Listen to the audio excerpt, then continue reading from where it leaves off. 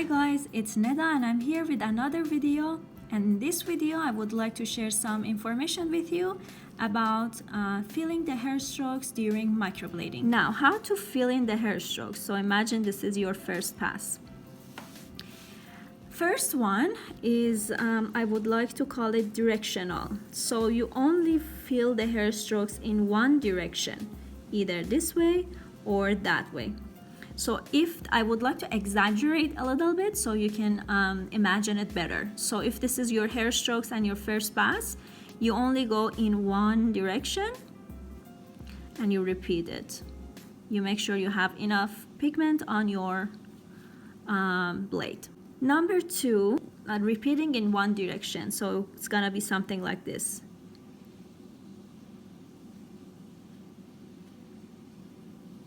Okay.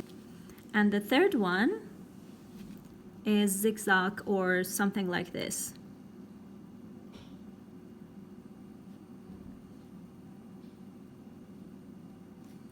So let's go and do it on latex. Just to mention before I perform is that I normally don't use this type of blades on clients. I'm using those straight ones, this one.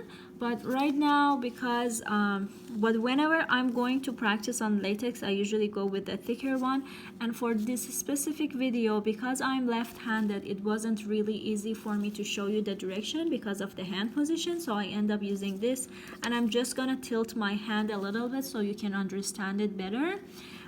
So keep this in mind. We don't go in this direction and we don't tilt the needle sideways when we are performing microblading. I am doing it only because I want to show you how I feel the pigment, and you get the point of my video here. Alright, I'm gonna wipe this off. Now let's fill it in. So this one we're going only in one direction. You point your pigment and you drag it slowly. You can repeat this up to 3 times. It depends on the skin type, it depends on how the pigment is holding, it depends on the bleeding situation. Obviously there shouldn't be any bleeding. This one is very important not to go next to the line, otherwise you're gonna end up having double strokes. You have to do a lot of practice before you do like that. Obviously practice on latex. This one is back and forth.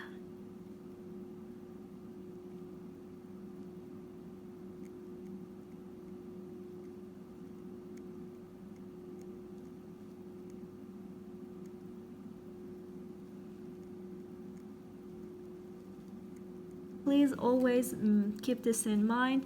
There are other techniques, there are other sorts of filling the pigment, so everyone should do their own practice and think outside the box to figure it out and see what's best for you. Of course, there are lots of artists, and as many as artists that we have, there are different techniques. But these are the one that I feel more comfortable with, and it works for me, and I hope it does work for you as well. If you would like, you can also subscribe to my YouTube channel as well, and save this video and let me know if you give it a try. Let me know if it worked for you and how was it and what you're thinking about it. Thank you so much for your time, and I will see you in the next video.